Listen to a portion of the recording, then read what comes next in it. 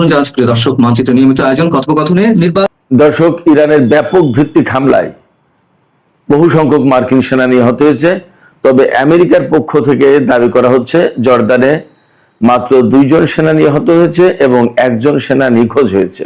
এই যে সেনা নিখোঁজ হয়েছে বা নিহত হয়েছে, এই জন্য মার্কিন প্রশাসন, বিশেষ করে ডোনাল্ড ট্রাম্প খুব ক্ষিপ্ত হয়েছেন। তিনি বলেছেন যে খুব খারাপ একটা জিনিস হয়েছে। ইরান এর পরে হুমকি দিয়েছে আর আগ্রাসন চালালে এর চেয়ে ভয়াবহ জবাব দেওয়া হবে।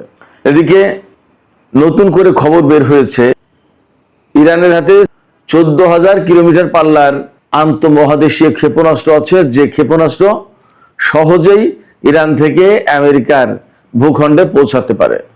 আরো তথ্য হচ্ছে এই ক্ষেপণাস্ত্র পরমাণু ওয়ারহেড বহন করতে পারে। এর সাথে অ্যাডিশনাল তথ্য দিই, ইরানের পররাষ্ট্রমন্ত্রী আব্বাস আরাকচি নাকি তাদের ভান্ডারে পরমাণু অস্ত্র থাকার ইঙ্গিত দিয়েছেন। তিনি বলেছেন, ইসরায়েলও শান্তি চাই, আমরা ইসরায়েল সফরে যাব তাদের পরমাণু অস্ত্র আছে কিনা সেটা দেখার জন্য। যদি তাদের না থাকে তাহলে আমরাও দেখতে দেব। এই জায়গা থেকে অনেকে মনে করছেন যে আব্বাস আরাকচি ঠিক এই কথা বলেছেন, যদি তাদের থাকে তাহলে আমাদেরও থাকবে, যদি তাদের না থাকে তাহলে আমাদেরও থাকবে না। তার মানে অনেকেই মনে করছেন যে এই কথার ভেতর দিয়ে বেসিক্যালি ইরানের পরমাণু অস্ত্র থাকার একটা ইঙ্গিত পাওয়া যাচ্ছে। আমরা তো কয়েকদিন আগেই বলেছি যে ইরানের হাতে হাইড্রোজেন বোমা আছে বলে খবর বের হয়েছে। সবচেয়ে বড় প্রশ্ন দেখা দিয়েছে আমার কাছে, যেটা দর্শক আপনাদের কি মনে হয় আপনারা বলবেন। জার্মানি থেকে অনেকগুলো F-16 যুদ্ধ বিমান নিয়ে আসছে মধ্যপ্রাচ্যে, এবং ব্রিটেন থেকে বেশ কিছু F-35 যুদ্ধ বিমান আনতে হচ্ছে আমেরিকাকে মধ্যপ্রাচ্যে ইরানের সাথে যুদ্ধ করার জন্য। আমার এখানে প্রশ্ন হচ্ছে, মধ্যপ্রাচ্যে ইরাকে, জর্দানে, সিরিয়ায়, সৌদি আরবে, কুয়েতে, বাহরাইনে, সংযুক্ত আরব আমিরাতে, কাতারে, ওমানে, এই সমস্ত জায়গায় যে এত এত বিমান মোতায়েন ছিল, এরপরেও কেন এখন জার্মানি এবং ব্রিটেন থেকে আমেরিকাকে নতুন করে যুদ্ধ বিমান আনতে হচ্ছে? তাহলে আগের সে সমস্ত বিমান কোথায় গেল? ধ্বংস হয়ে গেছে, অকেজো হয়ে গেছে, নাকি সে সমস্ত বিমান আছে আরো অনেক বিমান এনে একসাথে ইরানের উপরে একেবারে চরমতম হামলা চালাবে? আসলে কোনটা? আমি আরেকটা ছোট্ট খবর দিয়ে বিস্তারিত আলোচনায় চলে যাই। গত কয়েকদিন আগে মার্কিন কংগ্রেসের প্রতিনিধি পরিষদে ভোটাভুটি হলো না, আমেরিকাকে সামরিক এবং অর্থনৈতিক সহযোগিতা বন্ধ করতে হবে, এই জন্য রিপাবলিকান দলের একজন প্রতিনিধি পরিষদ সদস্য প্রস্তাব এনেছিলেন। সেই প্রস্তাবের পক্ষে বিপক্ষে ভোটাভুটি হলো। তাতে 104 জন ডেমোক্রেটিক সদস্য ভোট দিয়েছিলেন যে হ্যাঁ, ইসরায়েলকে এই সহযোগিতা বন্ধ করা হোক। যারা এই প্রস্তাবের পক্ষে ভোট দিয়েছিলেন তাদেরকে এখন আর টাকা দেবে না ইসরায়েলি লবি আইপ্যাক। গতকাল তারা এই ঘোষণা দিয়েছে। তার মানে ইরানের উপর আমেরিকা ইসরায়েলের এই যুদ্ধ আসলে শুধু মধ্যপ্রাচ্য না, সারা বিশ্বের রাজনীতি, বিশেষ করে আমেরিকার পলিটিক্স, ইকোনমিক্স, যে পলিটিক্যাল স্ট্র্যাটেজি, ইন্টারেস্ট, অনেক কিছু পাল্টে দিল। সুপ্রিয় দর্শক, এতক্ষণ যে বিষয়গুলো বললাম, এই বিষয়গুলো নিয়েই আমি আপনাদের সাথে বিস্তারিত আলোচনা করব। আশা করি আপনারা শেষ পর্যন্ত সঙ্গে থাকবেন। আর ভিডিও ভালো লাগলে সবসময়ের মতোই বলি, লাইক, কমেন্ট, শেয়ার করবেন এবং চ্যানেলটি সাবস্ক্রাইব করে সাথে থাকবেন প্লিজ। দর্শক, চলুন আমরা বিস্তারিত আলোচনা করি। বিস্তারিত আলোচনার শুরুতে আমি CNN এর একটা ছোট্ট বিশ্লেষণের মূল বক্তব্য তুলে ধরে শুরু করি। সেটা হচ্ছে, CNN এর একটি বিশ্লেষণে বলা হচ্ছে, মার্কিন প্রেসিডেন্ট ডোনাল্ড ট্রাম্প আমেরিকাকে নতুন করে আরেকটি দীর্ঘস্থায়ী যুদ্ধের ভেতরে জড়িয়ে ফেলেছে। আর মিডল ইস্ট ইনস্টিটিউশনের একজন ফেলো বলছেন যে ডোনাল্ড ট্রাম্প এমন এক ফাঁদে পড়েছেন যেখান থেকে প্রতিদিন যুদ্ধের মাত্রা বাড়াতে বাধ্য হচ্ছেন বা যুদ্ধ করতে বাধ্য হচ্ছেন। এই যুদ্ধ থেকে বেরিয়ে আসার কোনো স্কোপ তিনি পাচ্ছেন না। এর কারণ কি? এই যে যুদ্ধ থেকে তিনি বেরিয়ে যেতে পারছে না, তার কারণ কি? এটার আমি বিস্তারিত ব্যাখ্যা বিশ্লেষণ আশা করি করব। তো জর্দানে মার্কিন সেনা আহত, নিহত এবং আরো কি কি ঘটেছে সেগুলো একটু বলি। হয়তো এরই মধ্যে আপনারা খবর জেনেছেন, তারপরেও আরো ভেতরগত কিছু তথ্য আশা করি আমি দিতে পারবো, পাবেন আপনারা। জর্দানে এমন মারাত্মক হামলা চালিয়েছে যে সামরিক মেসে, যেখানে সেনারা থাকে, খাওয়া দাওয়া করে, সেই জায়গায় ডাইরেক্ট ক্ষেপণাস্ত্র হামলা হয়েছে, একেবারে ডাইরেক্ট। এবং বিভিন্ন ভিডিওতে দেখা যাচ্ছে যে আমেরিকা পেট্রিয়ট ক্ষেপণাস্ত্র দিয়ে ইরানি ক্ষেপণাস্ত্র প্রতিহত করার, ইন্টারসেপ্ট করার চেষ্টা করেছে, কিন্তু একটাও কাজ আসেনি। সব ক্ষেপণাস্ত্র এদিকে ঘোরাঘুরি করছে, ওর ভিতর দিয়েই ইরানের ক্ষেপণাস্ত্র লক্ষ্যবস্তুতে আঘাত হানছে। এবং বিভিন্ন সূত্র থেকে বলা হচ্ছে, আমি তো আগেই বলেছি, ইরানও বলছিল যে আমরা এখনো আমাদের গুরুত্বপূর্ণ ক্ষেপণাস্ত্রগুলো ব্যবহার করিনি, নতুন নতুন যে সমস্ত ইনভেনশন আছে, নতুন নতুন যে সমস্ত ক্ষেপণাস্ত্র, অস্ত্র, সামরিক সরঞ্জাম আছে, এর অনেক কিছু এখনো আনটাস্ট, এখন ধরেননি, ছুঁয়ে দেখেনি ইরান। তো এখন যে সমস্ত ক্ষেপণাস্ত্র ব্যবহার করা হচ্ছে, ইরান ব্যবহার করছে, তার বেশিরভাগই খাইবার শেখান, ফাতা 110, তারপরে ক্ষুদ্রম সাহার, এই সমস্ত বড় বড় ক্ষেপণাস্ত্র, যে সমস্ত হাইপারসনিক এবং ব্যালিস্টিক মিসাইল, এই সমস্ত ক্ষেপণাস্ত্র এত গতিতে আঘাত হানে যে এই সমস্ত ক্ষেপণাস্ত্র ঠেকানোর মতো কোনো প্রযুক্তি আমেরিকা ইসরায়েলের হাতে নেই। তাহলে উপায় কি? কোনো উপায় নেই, নিরুপায়। এবং আমি আপনাদেরকে এই তথ্য দিই, আপনারা কেউ কেউ হয়তো ভাবতে পারেন যে আমি অতিমাত্রায় বাড়িয়ে বলছি।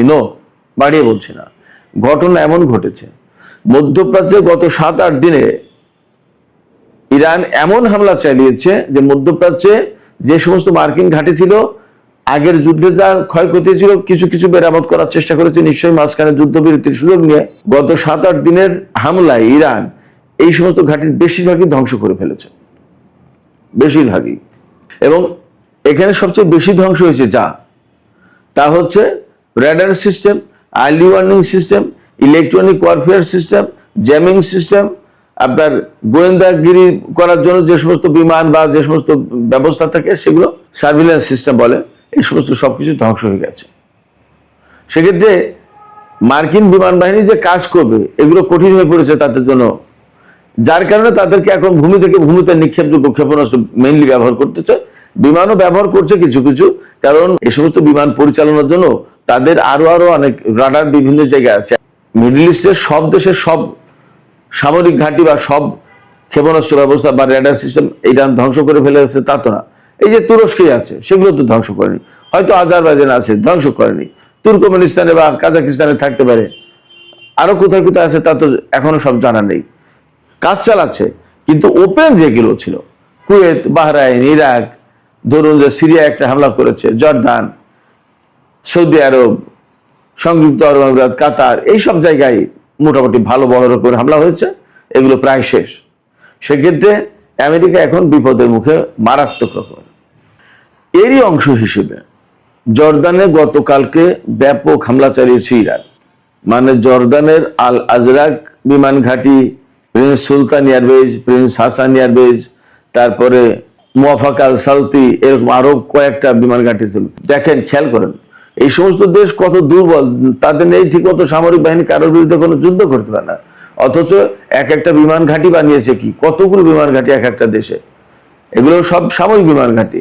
এবং এই সমস্ত বিমান ঘাঁটির নাম কি, সব আরবি নাম এবং প্রিন্স সুলতান সাহেবদের নামে, প্রিন্স হাসান, প্রিন্স সুলতান এয়ারবেজ, প্রিন্স আজরাক, অমুক তমুক, হ্যান ত্যান, 7-17 কত কিছু নাম, সব মুসলমানদের নামে, যাতে কেউ না বুঝতে পারে যে এটা আমেরিকার ঘাঁটি। এগুলো চালাকি।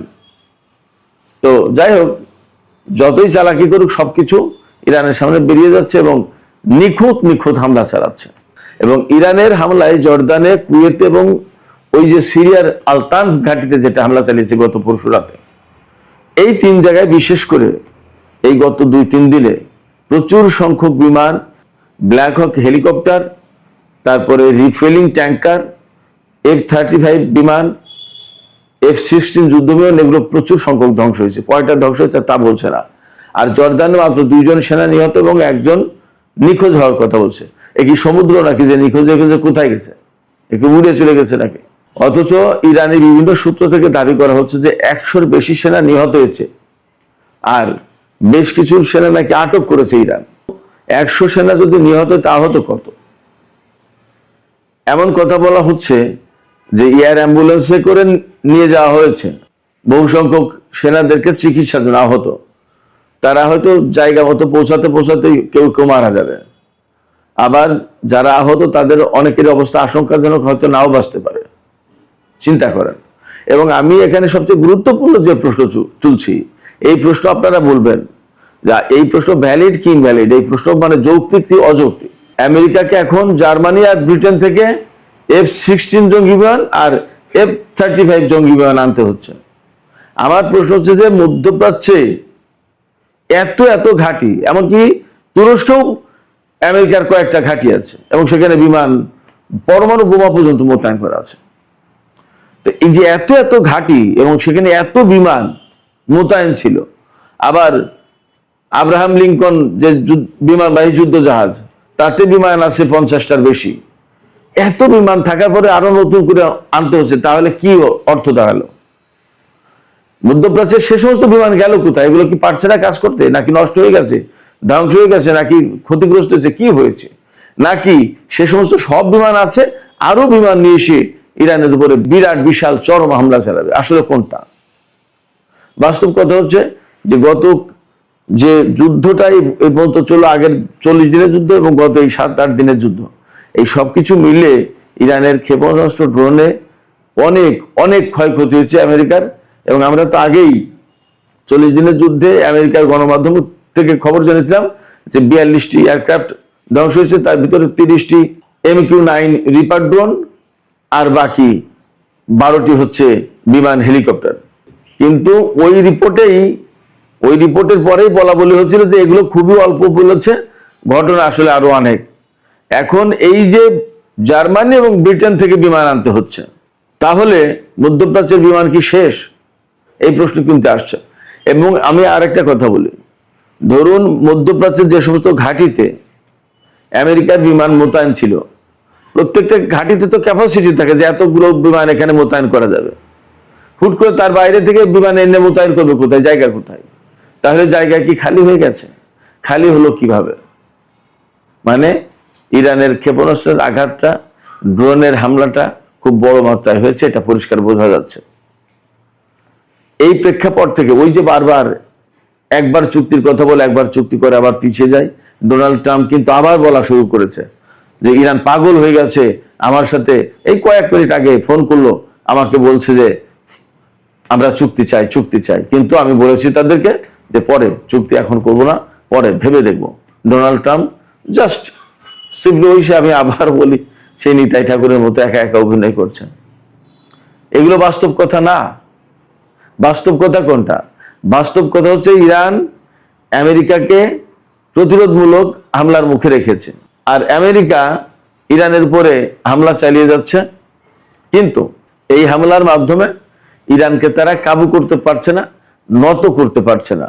সেক্ষেত্রে দীর্ঘমেয়াদী যুদ্ধে তাদেরকে জড়িয়ে যেতে হচ্ছে, চুক্তি করেও রক্ষে পাচ্ছে না। কারণ আমেরিকার চাপাচাপিতে চুক্তিতে গেছে, তখন ইরান বলছে আমার এই শর্তগুলো যদি মানো তবে চুক্তি হবে, তখন তাই মেনে চুক্তি করতে বাধ্য হয়েছে। যদিও চুক্তির আড়ালে চুক্তি করে তারা নিজেদেরকে গুছিয়ে নেওয়ার চেষ্টা করেছে, আবার তো যুদ্ধ করতে হয়েছে গুছিয়ে নিয়ে, তাই তো?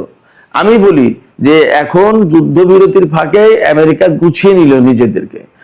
আগে তো পূর্ণ শক্তি নিয়ে নেমেছে, আগে যদি না পারে তাই এখন পারবে কি করে? এবং এখন তো ইরান তাদের ড্রোন এবং ক্ষেপণাস্ত্রের উৎপাদন 3 গুণ বাড়িয়েছে, আগে যা উৎপাদন করতো তার চেয়ে 3 গুণ। বিকজ তারা বুঝতে পেরেছে এই যুদ্ধ শুরু হয়েছে, এই যুদ্ধ এখনই শেষ হবে না, এটা লং টার্মে যুদ্ধ করতে হবে। এই লং টার্মে যুদ্ধ করার জন্য তাদের অস্ত্র প্রয়োজন, সেভাবে তারা নিজেদেরকে প্রস্তুত করছে। শুধু তাই না, এমন খবর বের হয়েছে এই যুদ্ধবিরতির ভেতরে আমেরিকা যেমন নিজেদেরকে গুছিয়ে নিয়েছে, তেমনি ইরানও গুছিয়ে নিয়েছে। কিরকম? ইরানের যে সমস্ত ক্ষয়ক্ষতি ছিল তাও ঠিকঠাক করার চেষ্টা করেছে। আপনারা জানেন সবাই, যে সমস্ত টানেলের ভিতরে ক্ষেপণাস্ত্রের ডিপো ছিল, সেই টানেলের মুখ হয়তো বন্ধ হয়ে গেছিল বোমা হামলার কারণে। এখন এই যুদ্ধবিরতির পরে তারা এই মুখ খুলে পরিষ্কার পরিচ্ছন্ন করে রাস্তা আবার ক্লিয়ার করেছে। শুধু তাই না, বিপুল পরিমাণে তেল বিক্রি করেছে এই সময় ইরান, টাকা পেয়েছে। চীন থেকে ক্ষেপণাস্ত্র, ড্রোন তৈরির আরো রসদ এনেছে, জ্বালানি লাগে সেগুলো এনেছে। ডোনাল্ড ট্রাম্প বলেছেন তো সেদিন যে চীন এগুলো দেয়া বন্ধ না করলে কেমন হয়, ইরানের কাছ থেকে তেল কেনা বন্ধ করতে হবে, ক্ষেপণাস্ত্র অনেক কিছু দিচ্ছে, অভিযোগ করেছে।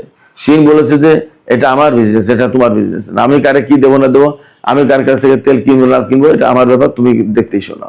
যুদ্ধবিরতিতে যে শুধু আমেরিকা নিজেদেরকে গুছিয়ে নিয়েছে তা তো না, ইরানও গুছিয়ে নিয়েছে। এখন এই যুদ্ধ যে আমেরিকা করছে তাতে লাভটা তার কি হলো? দেখেন, যুদ্ধের আগে হরমুজ প্রণালী খোলা ছিল, যুদ্ধের আগে কিন্তু শান্তি অবস্থা ছিল, আমেরিকার কোনো সেনা মারা যাচ্ছিল না, মধ্যপ্রাচ্যে এত ঘাঁটি সব ঠিকঠাক ছিল, আমেরিকার অসম্ভব দামি জবরদস্ত গর্জিয়াস সব বিমান হেলিকপ্টার অক্ষত অবস্থায় ছিল, সারা বিশ্বে আমেরিকার কি প্রভাব প্রতিপত্তি সব ছিল, সারা বিশ্বে তাদের কি ব্যবসা বাণিজ্য কত কিছু সব ছিল। এমনকি রিপাবলিকান দল এখন যে খারাপ অবস্থায়, মিড টার্ম ইলেকশনে একদম ভরাডুবির মুখে পড়েছে। এখন নভেম্বরের নির্বাচন, এই নির্বাচনে রিপাবলিকান দলের ভরাডুবি হবে, অথচ যুদ্ধ না হলে হয়তো এত ভরাডুবি হতো না। মার্কিন অস্ত্রের মজুদ শেষ, এটা আমার কথা না, খোদ আমেরিকার গোয়েন্দা সংস্থার কথা, আমেরিকার সামরিক বিশ্লেষকদের কথা, আমেরিকার মিডিয়ার কথা। তাহলে লাভটা কি হলো? যুদ্ধ করতে এসে যদি তার অস্ত্রের মজুদ শেষ হয়, শুধু তাই না, যুদ্ধ করতে এসে তার অস্ত্রের মজুদ এবং সামরিক বাহিনীর এত ক্ষয়ক্ষতি হয়েছে, এখন বাজেট প্রায় গত বছরের চেয়ে এবার ডাবল করতে হচ্ছে। $1.5 ট্রিলিয়ন বাজেট প্রস্তাব করেছে এবং আগের বাজেটের চেয়ে 44% বেশি। এই টাকাটা তো ব্যয় হচ্ছে মার্কিন জনগণের ট্যাক্সের পয়সা। লাভটা কি হলো? শুধু তাই না, এখন যদি আমেরিকা যে নাকানি চুবানি খেয়েছে, সারা বিশ্বের কাছে যেভাবে অপমানিত হচ্ছে, এরপরে যদি পরাজিত হয়ে মধ্যপ্রাচ্য থেকে চলে যেতে হয় আমেরিকাকে, তাহলে ইসরায়েলের অস্তিত্ব কি হবে? তাহলে ইসরায়েলের অস্তিত্ব কি থাকবে? ইরান কি ইসরায়েলকে ছেড়ে দেবে? ডোনাল্ড ট্রাম্প কোন বুদ্ধি নিয়ে এই যুদ্ধ করলেন এবং লাভটা কি হলো তার? শুধু তাই না, মার্কিন রাজনীতিতে এই যুদ্ধ কতটা মারাত্মক প্রভাব ফেলেছে দেখুন। এই যুদ্ধের ভেতরেই তো গত 3-4 দিন আগে আমেরিকার কংগ্রেসের হাউস অফ রিপ্রেজেন্টেটিভে সেখানে ভোটাভুটি হয়েছে কি নিয়ে? ইসরায়েলকে আমরা আর সামরিক সাহায্য দেব না, আমেরিকার টাকা তাদেরকে দিতে হবে না, এই প্রস্তাব নিয়ে। এই প্রস্তাব তুলেছে কে? খোদ রিপাবলিকান দল, ডোনাল্ড ট্রাম্পের পার্টির একজন কংগ্রেসম্যান। প্রস্তাবের পক্ষে তিনি তো ভোট দিয়েছেন এবং ডেমোক্র্যাট দলের প্রায় অর্ধেক সদস্য ভোট দিয়েছেন, কংগ্রেসম্যান। 104 জন ডেমোক্রেটিক সদস্য হাউস অফ রিপ্রেজেন্টেটিভের, তারা ভোট দিয়েছে প্রস্তাবের পক্ষে, অর্থাৎ ইসরায়েলকে সামরিক সহযোগিতা দেওয়া যাবে না। এই ঘটনার পরে যদিও প্রস্তাব পাশ হয়নি, রিপাবলিকানরা ব্যাপক বিরোধিতা করেছে, যার কারণে পাশ হয়নি। এই ভোটাভুটির পরে এখন আইপ্যাক, যেটা ইসরায়েলের পক্ষে লবিং গোষ্ঠী আর কি, লবি, মার্কিন প্রশাসনে এরা লবিস্ট হিসেবে কাজ করে, তারা বলছে যে যে সমস্ত ডেমোক্র্যাট সদস্য ইসরায়েলের বিরুদ্ধে, অর্থাৎ ইসরায়েলকে সাহায্য না দেওয়ার ব্যাপারে এই ভোটাভুটিতে অংশ নিয়েছিল, তাদেরকে আমরা আর ডোনেশন দেব না। খেয়াল করুন দুটো বিষয় এখানে। এক হচ্ছে ডেমোক্র্যাট এবং রিপাবলিকান দলের সব সদস্যই প্রায় আইপ্যাকের ডোনেশনে চলে, এই ডোনেশন দেওয়া বন্ধ করে দেবে, এটা গেল এক। আর আরেকটা হচ্ছে যে আইপ্যাকের কতটা প্রভাব আছে যে তারা মার্কিন কংগ্রেসম্যানদের ডোনেশন বন্ধ করে দেবে। তার মানে মার্কিন রাজনীতি চালায় কারা? এখান থেকে আপনারা পরিষ্কার হন। তো মার্কিন রাজনীতি এইভাবে ওলট পালট হচ্ছে এখন ইরান, ফিলিস্তিন, লেবানন এই যুদ্ধকে কেন্দ্র করে।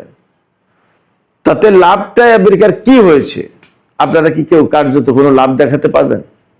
মনে হয় পারবেন না। চূড়ান্তভাবে ইরান যে পজিশনে আছে, এই পজিশনে যদি থাকে তাহলে আমেরিকাকে এখান থেকে পরাজিত হয়ে যেতে হবে। তখন মধ্যপ্রাচ্য এবং সারা বিশ্বের রাজনীতির টোটাল সমীকরণ পাল্টে যাবে এবং আমার বিশ্বাস তখন এককেন্দ্রিক বিশ্ব ব্যবস্থা থেকে বহুকেন্দ্রিক বিশ্ব ব্যবস্থায় চলে যাবে। সুপ্রিয় দর্শক, আজকের আলোচনা এখানেই শেষ করতে চাইছি। আলোচনা শেষের আগে আমি আপনাদের কাছে মতামত জানতে চাই, আপনারা কি ভাবছেন আসলে এই যুদ্ধের পরিণতি কোথায় যাচ্ছে? দীর্ঘমেয়াদী যুদ্ধে বছরের পর বছর যুদ্ধ চলবে, নাকি ইরান তার আগেই এই যুদ্ধ শেষের ব্যাপক চেষ্টা চালাবে এবং আমেরিকার বিরুদ্ধে চরমতম যুদ্ধ শুরু করবে এবং তার মধ্য দিয়ে যুদ্ধের শেষ হবে? আপনাদের কি মনে হয়?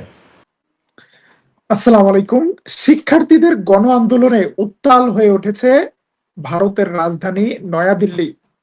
ভারতের জাতীয় সংসদ ভবন পর্যন্ত অবরুদ্ধ অবস্থায় রয়েছে।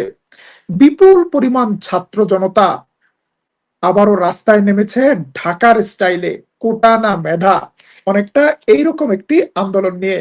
এই আন্দোলনের নেতৃত্ব দিচ্ছে ককরোচ জনতা পার্টি বা সিজেপি। সিজেপির আন্দোলনে বিজেপির গদি নড়ে যেতে পারে। নরেন্দ্র মোদী তার গদি নিয়ে টেনশনে রয়েছে। আজকে দিল্লিতে ছাত্রদের আন্দোলনে ব্যাপক লাঠিচার্জ করেছে ভারতের পুলিশ এবং তার বিরুদ্ধে বিভিন্ন রাজনৈতিক দলের নেতাকর্মীরা প্রচন্ড রকম ক্ষোভ প্রকাশ করেছে। ভারতের গণতন্ত্রের জন্য আজকে একটি অন্ধকার দিন বলে অভিহিত করেছে অনেকেই। গ্রেপ্তার করা হয়েছে ককরোচ জনতা পার্টির প্রধান দীপক অভিজিৎকে। কি পরিস্থিতি দিল্লির সেটা জানাবো তুর্কিপিডিয়ার আজকের এই লাইভে। বাংলা একটি কথা আছে, অন্যের জন্য গর্ত খুঁড়লে সেই গর্তে নিজেকে পড়তে হয়। বেলুচিস্তানে বিভিন্ন ধরনের সন্ত্রাসী গোষ্ঠীকে মদদ দেওয়ার অভিযোগ রয়েছে দিল্লির বিরুদ্ধে। এবার দিল্লি তার নিজের ক্ষমতা নিয়েই বিপদে রয়েছে। দিল্লির সবশেষ পরিস্থিতি জানাবো, দিল্লির রাজপথের কি অবস্থা। প্রচন্ড লাঠিচার্জের পর দিল্লির ভেতরে ইন্টারনেট সংযোগ বিচ্ছিন্ন করে দিয়েছে, ঠিক বাংলাদেশ স্টাইলে ইন্টারনেট ব্ল্যাকআউট চলছে দিল্লিতে। তারপরও আমাদের কাছে যে ভিডিও ফুটেজ এসেছে আমরা সেটা দেখানোর চেষ্টা করব। সকল বাধার ব্যারিকেড পেরিয়ে ছাত্ররা এগিয়ে যাচ্ছে বৃষ্টি ভেজা দিনের মতো।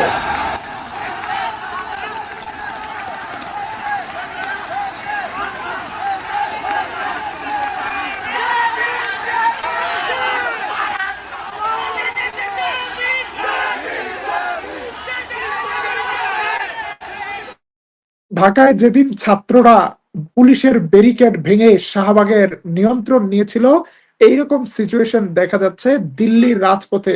পুরো দিল্লি অচল করে ফেলেছে ছাত্ররা। দিল্লি সম্পর্কে আমরা দিল্লি থেকে আরো কিছু ভিডিও আপনাদেরকে দেখাচ্ছি। दिल्ली जाम कर दिया गया है, बिल्कुल देखो कितने स्टूडेंट यहाँ पर इस टाइम आया हुआ है। দিল্লি অচল হয়ে গিয়েছে, প্রচুর স্টুডেন্ট রাস্তায় इस নেমেছে। टाइम की सिचुएशन है, बिल्कुल देखो लाखों की तादाद में स्टूडेंट पीछे तक। ছাত্রদের দাবি শিক্ষামন্ত্রীর পদত্যাগ, কিন্তু নরেন্দ্র মোদী মনে করছে এই আন্দোলন সফল হলে শুধু শিক্ষামন্ত্রীর পদত্যাগ নয়, নরেন্দ্র মোদীর সরকার পতনের আন্দোলন শুরু হতে পারে।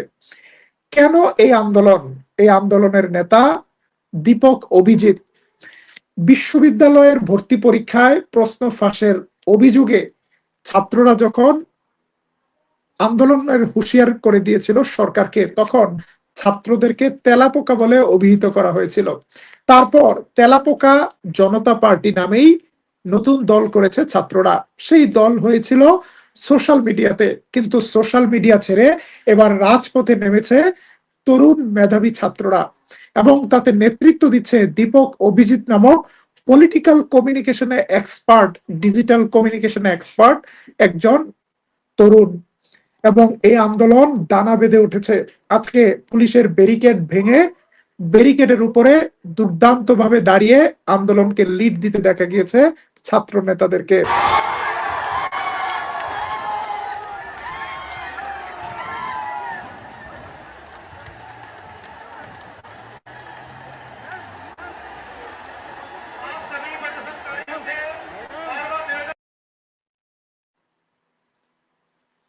প্রিয় দর্শক, ভারতের সরকারের সকল জায়গায় ক্ষমতা কুক্ষিগত করেছে নরেন্দ্র মোদী। সাম্প্রদায়িক বিভেদের মাধ্যমে ভারতের বিভিন্ন প্রদেশ এবং কেন্দ্রে ক্ষমতা সংহত করার পর রাষ্ট্রের বিভিন্ন জায়গায় নিজের দলের লোকদেরকে বসানোর জন্য প্রশ্ন ফাঁসের মতো ঘটনা ঘটাচ্ছে। এই অভিযোগ অনেক শিক্ষার্থীদের। তাদের দাবি শিক্ষামন্ত্রীর পদত্যাগ করতে হবে, ইউনিভার্সিটি এবং বিভিন্ন ভর্তি পরীক্ষার সিস্টেম চেঞ্জ করতে হবে, বেকারদের কর্মসংস্থানের ব্যবস্থা করতে হবে এবং চাকরি প্রদানের সিস্টেম সংস্কার করতে হবে। এবং সেই দাবিতে তারা আজকে রাজপথে নেমে এসেছে। कर दिया गया है, बिल्कुल देखो कितने स्टूडेंट यहाँ पर इस टाइम आया हुआ है। দিল্লি আজকে লোকে লোকারণ্য। দিল্লিতে যন্তর মন্তর এলাকার এই